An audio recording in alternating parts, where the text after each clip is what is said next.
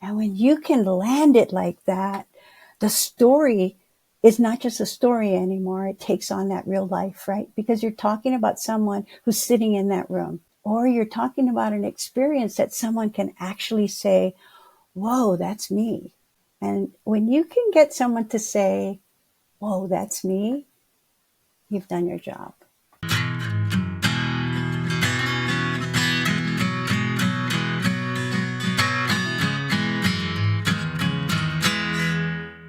Hey, welcome to 10X Your Team with Cam and Otis.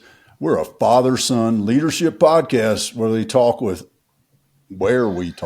I got to get my enunciations. Where we talk with other lifelong learners about solving big problems and making an impact. And man, do I love making an impact. You know, I was, before we hit record, I was talking with quite possibly, I won't say he's my new best friend, but Dan Close, Craig Andrews. I love his story.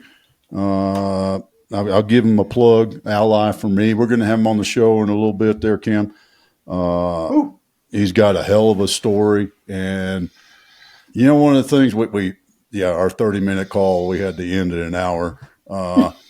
But one of the things that really hit home for me, and I think this is probably why he and I got along so well, is he believes in trust. And that is such an essential part of life, not just business, not just leadership, but life. So I'm all fired up about trust. Cam, are you trusting that your mouse is going to work today? I'm trusted, but I'm also verifying every 5 to 10 minutes. I'll go and move it around a little bit. But no, not even a mouse problem this time. Apparently, the way the menus line up, it's one of those, you got to mouse over to get the menu, and then as soon as you move up, menu goes away. And fun technology stuff. Come on. You can't beat the simple stuff like that. The hovers. Yeah. But it looks so much cleaner. It's so pretty. Come on. Yeah. And I'm going to trust both of you guys because you're running the tech here. And then all I got to listen to is Otis there asking questions and stuff. Now that is trust. That is, because I tell you what there, sweetheart, you know me well enough to know you never know which road I'm going to go down or turn around and go back. You know what? I brought my armor today. How's that? Oh, you don't need no armor here. This is all about Sharon and folks, my good friend and neighbor who, you know, I looked on my calendar and I saw we had you on here today because I must have had an itch because I was like, I need to call Mamie because it's been a while since we had coffee. But we're not going to take up the show and scheduling coffee right now. I got some stuff to get to. I can go watch some rugby film. Yeah. You guys want me to step aside? Yeah. But you know, one of the things that I want to know is because, folks, Mamie is the sweetest lady you will ever meet, but you're a powerhouse up on the stage, and it's the good kind of powerhouse. How does that happen? How did you become this? I guess I call it a public presence when you give a talk. You know, Otis, it wasn't always like that. It wasn't always like that. You know, when I first started, I was the best thing in the back of the room. Really. I was the best thing in the back of the room, in the middle of the room, and in the back of the stage. Not even the second row, back of the room, right? Oh, all the way to the back, next to the wall, you know. And it took a long time, Otis. And you talk about trust. You know, trust. I had to trust in myself for over 20 years that I would be doing the right thing, saying the right thing. And then when I felt like I was ready, I was still in the back of the room. Why? Because that's where they needed me, right? And that's where I learned this. You know, I tell people, please don't mistake my sweetness for weakness, because I will take you down and I'll smile while I'm doing it, right? And I smile. And it's not because of ego or anything like that. It really is, when push comes to shove. I was born and raised on an island, right? We do whatever it takes, and whatever it takes means that we fall down, we get up again, and we trust in that system. And I tell you, I've had a long route to that front of the stage. So it's not something that I did every day of my life. And I actually dreamed of it. And for 20 years, Otis, literally, I've learned everything from the back of the room. I know how to sell 25, 50, and $100,000 packages. Yep. I know how to do that. And then I know how to walk into the crowd and really take care of what people need, because that's what I was raised to do, that hold that space, right? And then I can go to the back of the stage knowing that the speakers, and some of those speakers were pretty big speakers, Otis, that I wouldn't be going, oh, can I have a picture with you? Can I have this and that? They knew I could walk in, acknowledge them, do what I had to do, and then move out of the space. And so 20 years, I built that trust from the back to the back of the room to the back of the stage. And I got to learn from the best. And so when I get up there, I'm still nervous. Can you believe that? I'm still nervous. Oh, yeah. And I told my hubby one time, you know what? The day I stop being nervous is the day you need to pull me off that stage. Mm-hmm. Because if I'm not nervous, that means my story or what I got to share ain't big enough anymore. Mm. And that's where you'll find me. I love working with people. I love sharing stories. But more importantly is to watch how the audience lights up. And I know you know that feeling, because we get to be on stage once in a while, right? Yeah. And so, yeah, thank you. I would love if y'all, and Dad, I'll throw this over to you also to add on after, but Mamie, I would love if you could talk some about that experience in each individual speaking setting, building that trust. Because there's one thing where it's like you have the trust, you believe in yourself, you trust yourself. You have the people who are like your fans. They all believe in you. They know what you're about. They know all that kind of stuff. They know you're not. They know that there's a powerhouse behind that sweet facade, if you want to put it that way, right? But somebody who just sees you for the first time, they go up there. What is it? She seems nice, but what is she going to teach me about? And you have to overcome that every single time. Dad, there's a different version, but even you as a Green Beret, you get introduced like that. You almost have to, my joke version is it's like why you have to mention that we work together and that you love your kids and whatnot, because they go, oh, he's a person. It's the other end of the spectrum there, right? Could you talk some about what that process is like, maybe? That process is all about going to where the person is. I always say, listen. That's what God gave us 2 ears for, right? Listen and then be quiet. And I can tell you this, by the time I get up on stage, I've already listened to the reaction of the crowd, to the other speakers. And this is the one thing that I love bringing in, is that when I see the reaction from the audience, I know how to intertwine it into the story. And the ability to refer back to someone else and not worry about who I am and what I got. Because when I get up on stage, it's the intertwining of everything that we're learning. Otis said, we're lifelong learners. And no matter how much time I spend on stage, I'm always learning. I'm learning what the audience is doing. I'm watching what they're doing. When I get a reaction, I know how to react.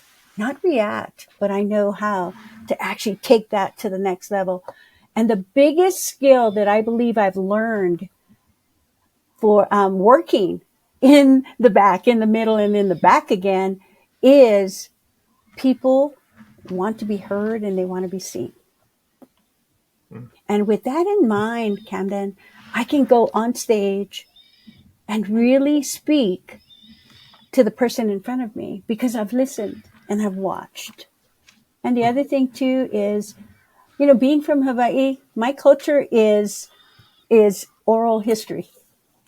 And so we learned how to tell those stories. And we get to tell the stories from a perspective of, hey, Cam, can you fit into that story? Do you relate? And you'll hear me say it. Can you get this? Are you relating to that? And, when I get up on stage, this is my motto. And it's a serious one because this is what I live by. I dream so big, Camden, that I can fit other people's dreams in it. And when I can show up truly believing that, I do get to see and hear what other people don't get to see and hear. And then we get to wrap that up into the stories again. So now that's great. And I agree 100%. Up on stage, I can see them folks. And it's like, man, okay, yeah. And matter of fact, Camden and I were at a veteran conference a couple of weeks ago, and Dr. Tommy Ladrum, LSU, Mr. Personal Branding, unbelievable. If you ever get a chance to meet Dr. Tommy, Mamie, I highly, highly recommend it. But one of the things that he shared is, interacting with your audience, among the many hilarious things, and how tough it is as a speaker to not react to the person who's doing this. Because our natural reaction is that person is not listening or they're pissed about what I'm saying. But the irony is, as a speaker, we don't know that about that person. Absolutely. And so what I'd love for you to help us and really help our audience also understand is, well, how do you react to that? And then the follow on is, well, in this day and age of Zoom presentations, because I've done several of those, and somebody brings me in for a lunch and learn or whatever, right? And the number of people that you can tell they ain't interested. So what do you do? How do you handle that, Mamie? Well, I'm not on stage. I walk into the audience. And guess where I'm going to go first? I'm going to go. Back of the room. Oh, what's so funny is when I get up on stage, the cameraman, they're always like, what are you doing? You're supposed to be up on stage. I can tell you this. Whenever I have the opportunity to walk into the audience, Otis, I will walk into the audience. And the reason why I do that is sometimes you're correct. When I see someone sitting there, they're like, oh, I don't want to be here. Sometimes when I'm up on stage, I'll say that.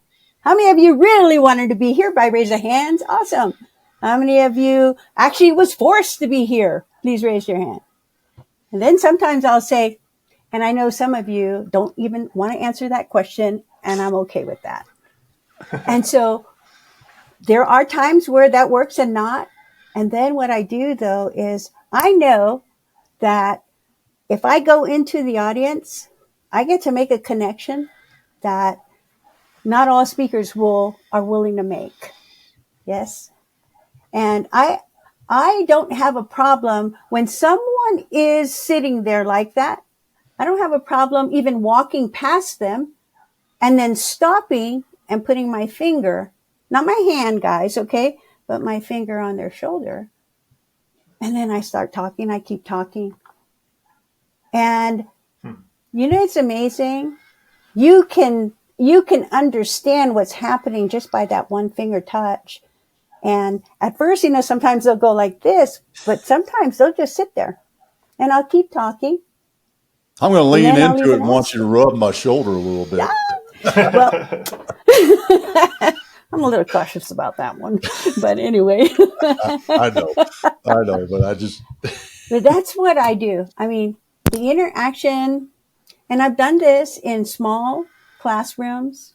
I walk up and down. I used to be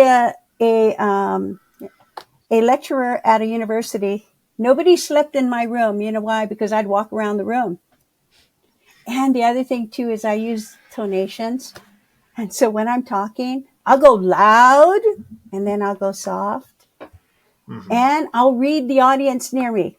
And if I have someone, I have to tell you, I got some secrets from T. Harv Eker because he was the person who taught me how to speak on stage. And what I found is when I have hecklers in the room, I don't move to them. I move away from them so that I can hold the space for the whole audience. The other trick that I learned is this. When I'm speaking up on stage and I can see someone in the rafters, like I was at the Atlanta Convention Center, over 10,000 people. And the guys at the top of the stands knew I was talking to them. And it's about that connection. And you have that too, Otis.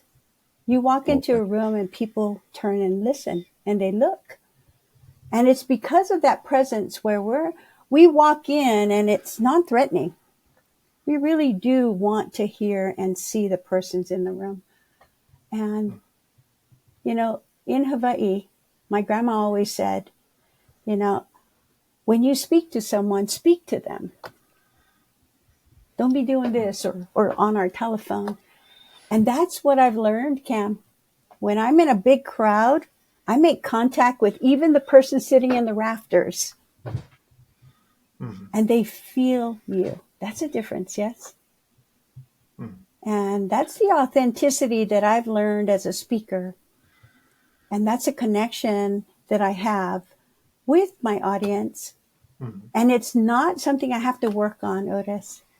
I know for the first time I met you, it was like, oh my God, you're my John Rowe, right? You look like John Rowe, but the way you told your stories. Micro.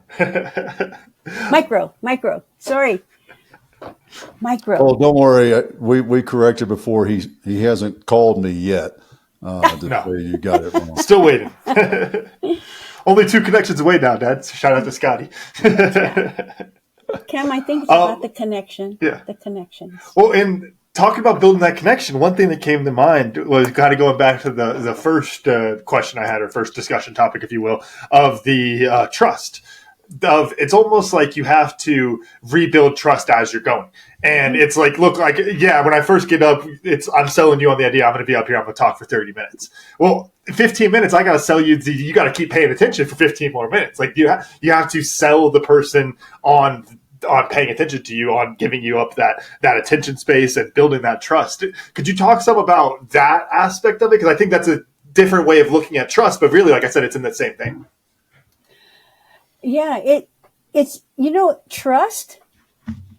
Trust is in the nonverbals that we give to the people. It's not just what we're saying. People are not listening to what we're saying, guys, sometimes. They're watching what we're doing. Mm-hmm. If we say we're connecting with them, we truly are connecting because we're looking directly at them. When we say and we have congruency with what's coming out of our mouth, how many of us, right? What's coming out of my mouth is what you feel and what you see. That's the one thing that I can say as a person is that you get what you see.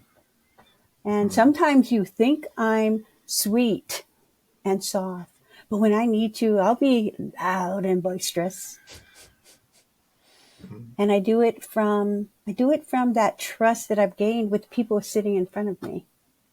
I say sitting, kneeling, or standing in front of me because that happens. Yeah? And I'm a people watcher. I don't just show up for things, Cam. When I have to talk, I come for the whole day because I want to see what the audience is doing, how they're reacting. I want to know, do we have hecklers in the audience? And who do I need to be aware of? And at times when I have hecklers, I've been able to handle hecklers because I'm already aware that they're in the room. Mm-hmm. And so trust, knowing your environment builds trust. And the people, guess what? Silently, I'm sitting in the back of the room listening, smiling. And when they are interacting, guess what? Mamie stands up and I go interact with them. Mm-hmm. So then by the time I get up on stage, Cam, I've already developed relationships with people in the room. Does that make sense? Mm-hmm. Yeah, and then I can see how that makes it easier to kind of continue to build that trust. Because if we had a whole 15-minute conversation in the hallway at the conference and day before, all that kind of stuff, and then all it takes is that little bit of eye contact, and ooh, I'm back in. And I think that personal connection allows you to almost hit that in the bigger environment, which I think is a really interesting piece. It is. And I think I'm going to go on a limb here. That's where I think that's where some speakers are failing. Because guess what? They come in like the whirlwind or the tornado. They do their thing up on stage and then they leave. So there's no building of relationships there. And relationships are built on trust. Yes. That's where we're at. And the relationship, you may not even know the person, but you may say something in passing that someone goes, whoa, I get that. Mm-hmm. And you know what's amazing is when you're in the audience and you're building that relationship, what stories can I bring to the stage of what I just learned in that moment? And I do. I'll say, at break, I was talking to Otis. Oh my goodness, he owns a ranch out in Trinidad. He drives 2.5 hours. You see what I just did? I can bring the audience to the stage with me.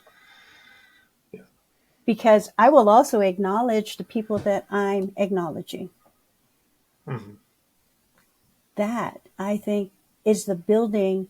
It's not just relationships we're building there. It's long-lasting trust. They see I'm in integrity. So a lot of the things that I hold dear, integrity, compassion, empowerment, those are the things that I hope people see me doing. Mm-hmm. Right.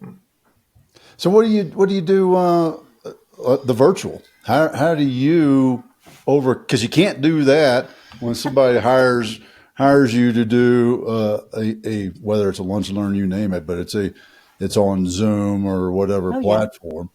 Yeah. And they're in Indianapolis and you're here in Colorado Springs. How do you do that? Well, I can tell you this. I was on an international call just the other day. And we had people from several countries. And so they had asked me, hey, Mamie, can you open up Zoom? I said, absolutely. And I just smiled and I told them, hey, guys, make me happy. In the chat box, tell me where you're at. And so people are typing in. I said, whoa, we got some friends out in Hungary. Oh, here comes India. So we're now opening it up to everybody on Zoom. Right? Now, I can tell you this. When I have 45 people in front of me, so simple because I'm watching everyone. And several things that I do, Otis, that really make people be okay being on my Zoom. I'll say, hey, Otis, nice to see you. And then I'll brag on some people that I know in there. And I'm watching. And so when I ask things like, hey, anybody got any questions? Go ahead, use your digital hand. So they use their digital hand. This is what I do. I say, Otis, you're up. Cam, you're on deck. Mm-hmm. So that they know who's coming up, right? The other thing that I do also is, I don't know if you see this, but look, I took notes already. So I'm writing things down that I can remember about something someone said, and then I bring it back in to the story. And so in Zoom, I can have conversations with others because we're listening and we're watching. Mm-hmm. The other thing too that is missed on Zoom is this. How are the people reacting? Are they leaning in or are they like this? Mm-hmm. Right? The thing is this. I also set context. Hey guys, Zoom, I can't reach out and touch you, but I can reach up and jiggle you kind of thing, right? And are you guys okay if I ask you to participate? So I'll set the context. Like this morning I said, If I'm ready, if I want to interact with you, you're gonna hear this. Hey, Cam, are you willing to play? And you have the right to say yes or no. And if you say no, awesome. Hey, Otis, you want to play with me? And then I'll go on. No problem. They're good to go. Now, the one thing I think that keeps the attention on Zoom is that you are watching and you are allowing them to react. Right in the chat, guys. How are you feeling? How did that land for you? Come on out. I'd like 2 people. So now I tell people how many people I can take to talk. So it's the ability to control without having to control. Does that make sense? Does that make sense? Yeah. Yeah, definitely. And I think there's an interesting leadership component there as well, as like recognizing where the people are, like the building trust and, the leadership example there, we'd say like selling them on the vision. And I love the aspect, you haven't said this explicitly, but I think it's an aspect of storytelling we're all 3 aware of, which is you tell the individual story, you speak to the one person and then they can all connect to it. You start talking about how you talk to Otis in between that lunch break and and he has this ranch. Well, everyone there who has the ranching background, grew up on the farm, whatever it is, all of a sudden, now I'm connected into it. And I think that's the really big key. The thing I would like to throw to you is, how do you find enough stories to get the whole audience on board? And I'll give the example. I'm thinking out to rugby, and it's like we can go through talking about the journey of a team, right? And where we're at getting ready for playoffs. It's like I can go to a senior and say, hey, this is it. This is all you got. We might have 3 more days out here. That's it. You go to a freshman like that, they don't relate to anything I'm saying. You got to talk to them about the journey and building up and all this kind of stuff. And so what you have to do is kind of pick your 4 or 5 stories, tell them quickly, of course. And then by doing that, you pull each one of those people into the vision that you're talking about. How do you go about identifying what those 4 or 5 stories are? Doing just what you just did, Camden. You listened, and then you appropriately told those stories at the right time. And I say at the right time, in the right space, for the right people. And you're not just pulling things from other places, right? You really are what I call, you are purposely using a story to help them to understand that next step. And what better way to do it with someone who's sitting right in front of you that other people can relate to? And sometimes you don't even have to say their name, Camden. You can just describe the situation and everybody would go, oh my God, that was Mamie. That was Mamie. You didn't say anything, but that was Mamie. So they can relate. And I think that is a big part of speaking, building that trust, because guess what skills you just showed your audience? That you're a good listener. There's 2 things that I realize humans need. They need to be seen and they need to be heard. And what better way to show someone that you've seen them and you've heard them by incorporating something they actually said. And when you can land it like that, the story is not just a story anymore. It takes on that real life, right? Because you're talking about someone who's sitting in that room. Or you're talking about an experience that someone can actually say, whoa, that's me. And when you can get someone to say, whoa, that's me, you've done your job. You've done your job. Because Could you they will tell us? listen. Yeah, I was just going to say, could you tell us about, careful whether you just scratched, that definitely made a lot of noise there. But that's all right.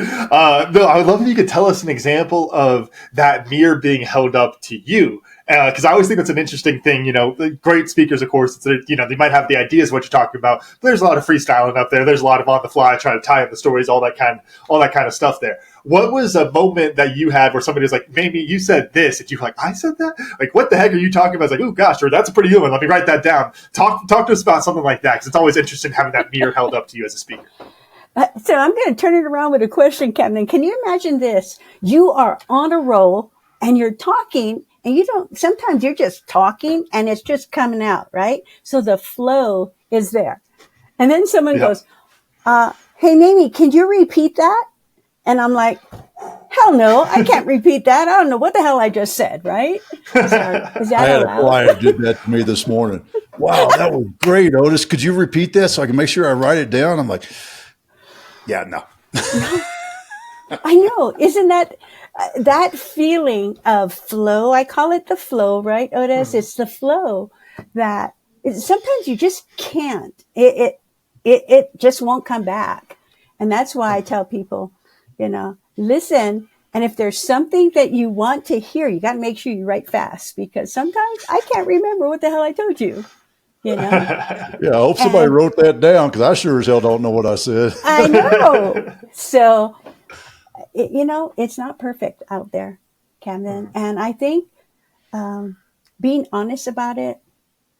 And, sometimes people will ask me and I'm like, well, that's a great question. I don't think I can answer it. Anybody in the audience, can you help me, please? And then I just own it. If I don't know, I'm not going to make up a story. That's the one thing that I learned. If anything I learned is don't try to make it up or fake it to make it, because people will see right through you. And so sometimes I'll go like this. Let me think about that. I've seen her do that, folks. Believe me. I don't know. That exact pose right there. That's not fake. Yeah. So, a lot of the students who've been with me for a long time, when they see me go like this, they know I'll say, how about no? I don't know the answer. Is there anybody in this room that can help me answer that question?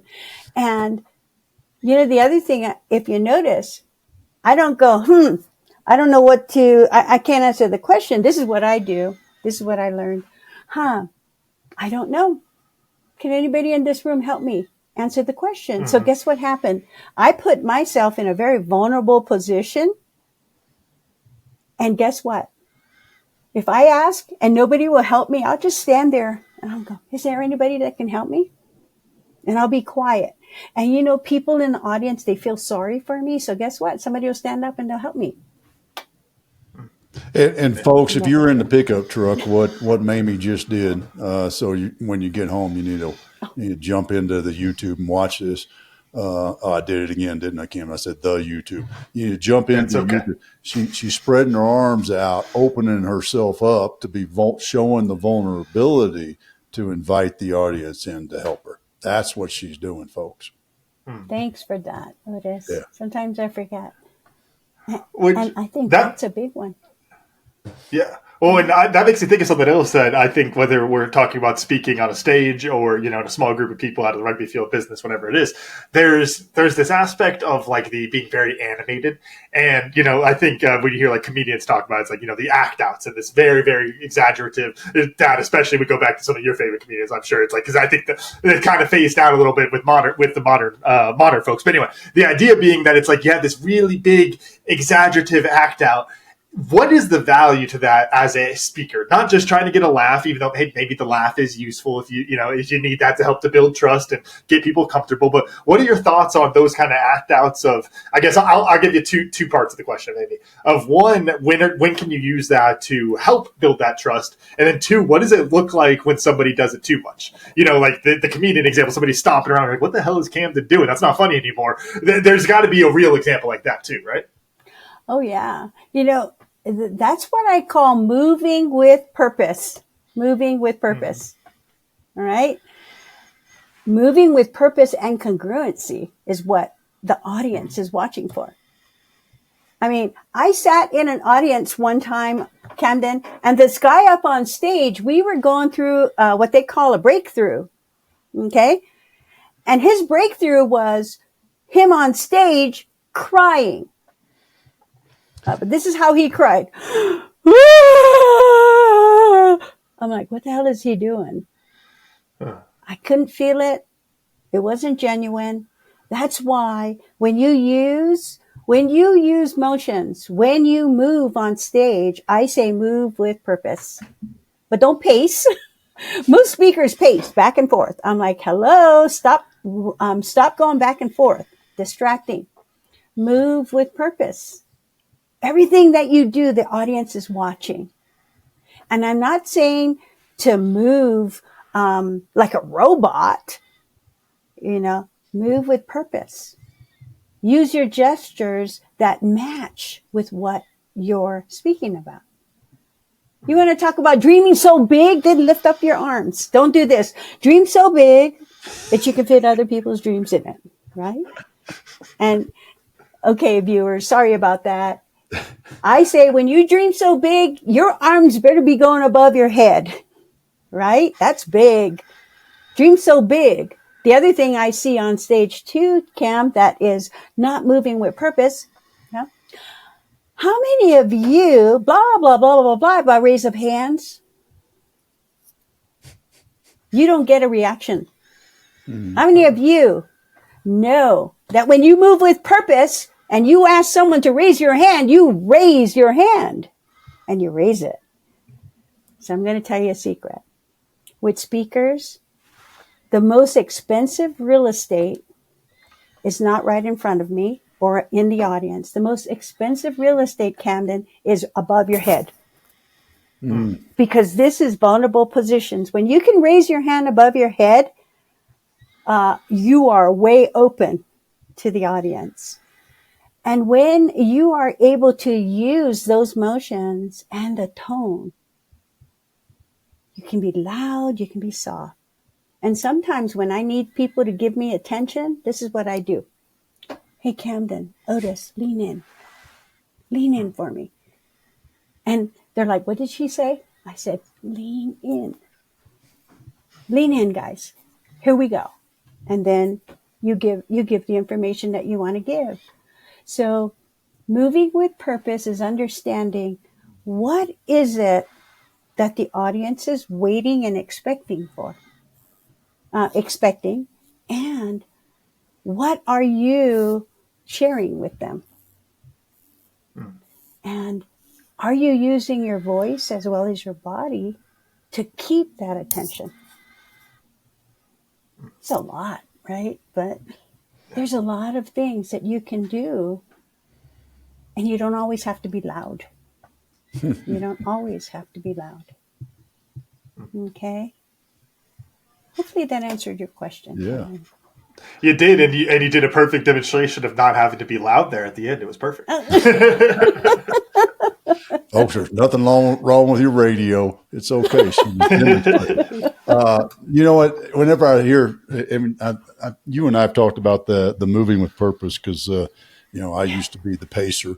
And it always reminds me also of the Army Instructor School. I don't even know if they still have it. I'm knowing the Army, they still do, I'm sure. But the joke with the Army Instructor School, part of the pass fail of it was doing the lazy W on the stage. That? The lazy. So you're doing a flat. You have to walk the stage following the lazy W period or character across the stage as you're giving your instructions. So the only purpose of that was to get a go. That was moving with purpose, was to do the lazy Oh my W. goodness. Yeah. So anytime anybody talks about moving on the stage, and I always flash back and I visualize the W taped out on the floor for the instructors. Oh man. I would love to shift gears because speaking of the Army and the military, there's a lot of fellas getting out who want to be speakers, they want that to be their business. You gave a great information about how to speak, how to connect. Now, how do you turn that into a business? How did you, a highly skilled salesperson, by the way, folks, if you haven't looked at her bio yet, how did you turn this love and passion for sharing with people and a larger audience into a business? With our veterans coming out of service right now, they only knew one thing, right? They got told what to do. And yet there was something that drove them. I call that, igniting that passion, finding what compels them to move forward. And it's amazing because, speakers, when they are passionate about what they do, they can get up any place, anytime, anywhere and speak it. And so the one thing that I tell anyone who's looking for the stage is this: why are you doing it? What drives you to do it? And the other thing too is this: if you're not passionate about it, how are you going to speak that truth? Les Brown actually said this: if your why don't make you cry, you're in the wrong business. If your why don't make you cry, you're in the wrong business. And so it's so funny, Otis, because I was just in a coaching class called Ignite Your Passion. And what we're teaching speakers is you have to find that big why. And the big why has to be bigger than you. It has to be bigger than you.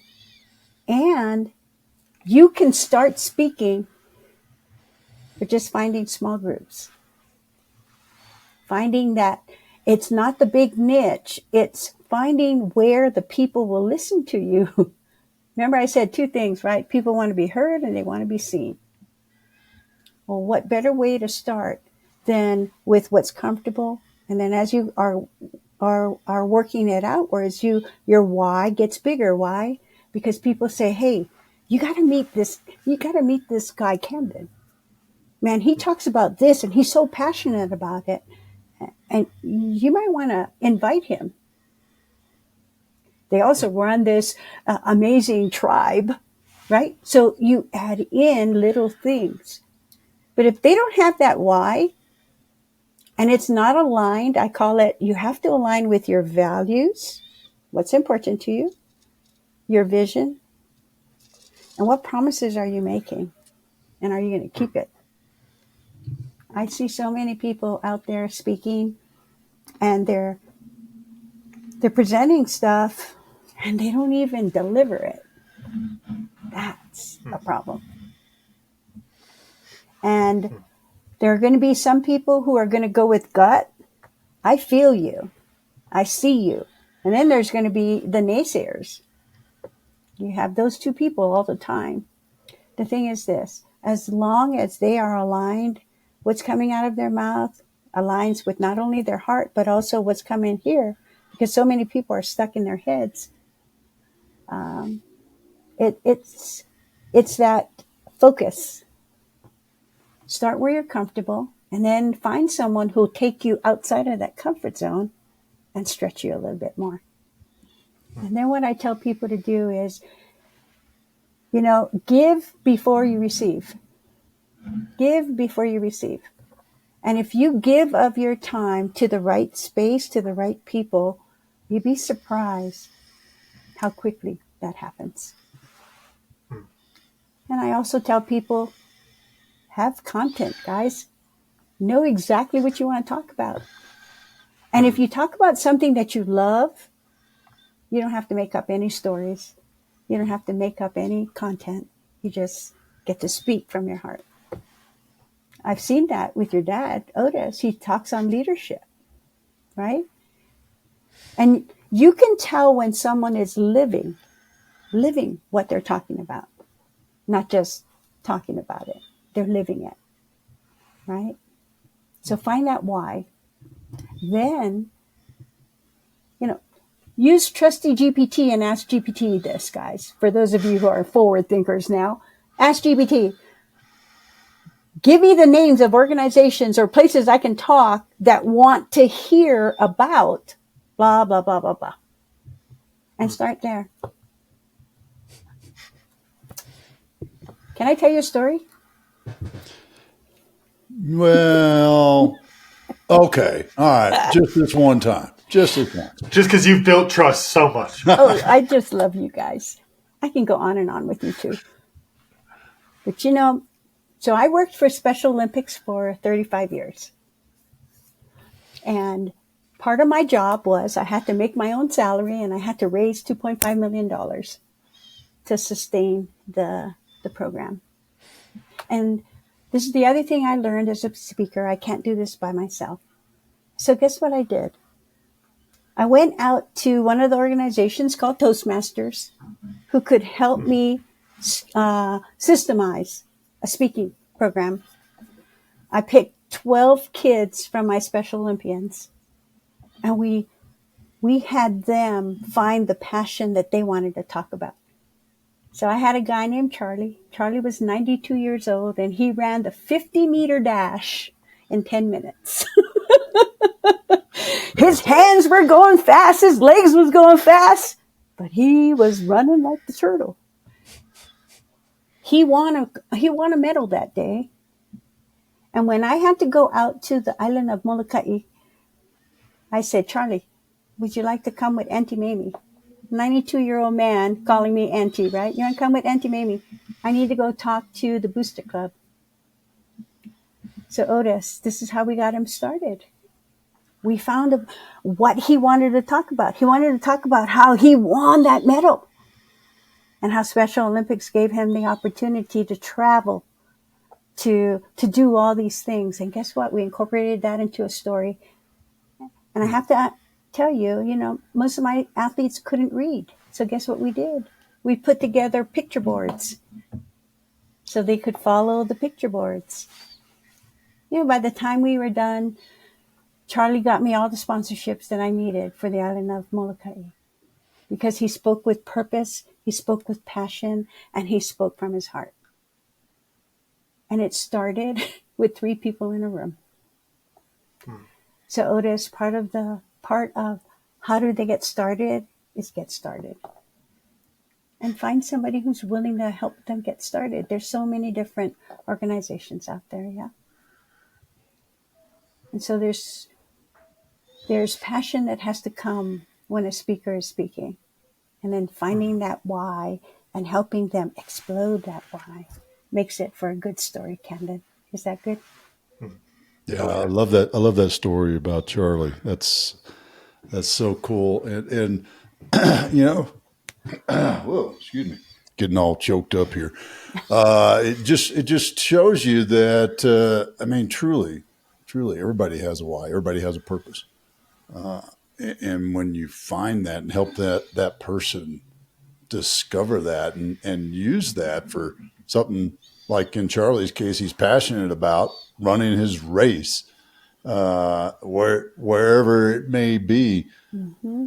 What a cool thing. And I think the really big piece of that is that everybody has it.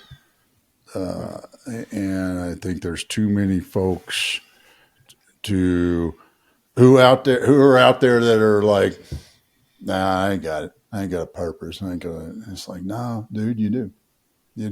Mm-hmm.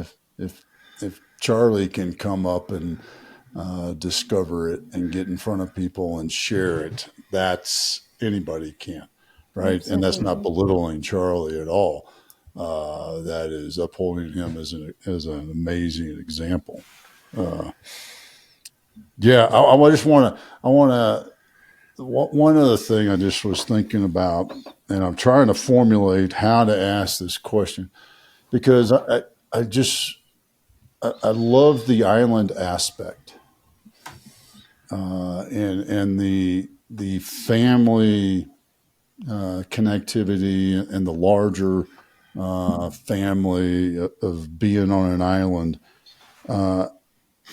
How do you use that upbringing, grandma's things, or just share a nugget of that lifestyle that you still hold in your heart that pulls you forward?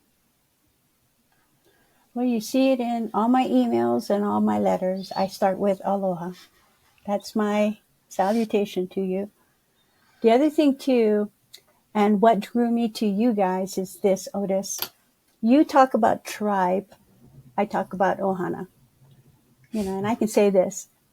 Ohana means family. No one gets left behind. Lilo and Stitch helped us make that very famous. Yes?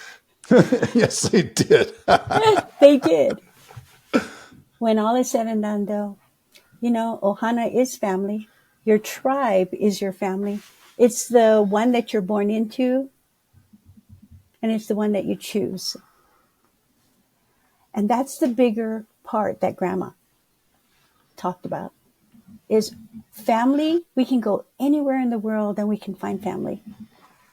And then I get to use the word Ohana because for me, Ohana is that. It is the family we get to choose because I've been all over the world. And it is the family that I've been born into.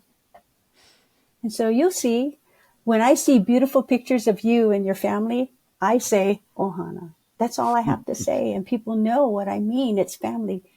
And it's that family, I can go anywhere and it's as if I've come home. It's as if I've come home. And so that's what I love about what you guys talk about, tribe. It's that building of people coming together. And when you have that as a foundation for anything that you do, you can go anywhere, anytime, any place, Otis, because the doors are always open. So when you talk about tribe, you talk about Ohana, you talk about family, you talk about the essence of something that not everybody gets to witness. Not everybody awesome. gets to witness that. Yeah. And that's what I love about what you both do. Oh, well, thank you. Thank you very much. And, in the continued learning, and I was just thinking, it's always a good reminder for me. It is to watch how I move on the stage. And I watch videos of a talk I give or whatever, and it's like, ooh, Otis, chill out, dude. So it's the moving with purpose and congruency, and why are you doing it? I used to blame it on nervous energy, which is okay, but God damn it, get it under control, dude. So that's a good reminder for me. Camden, how about you? What'd you learn?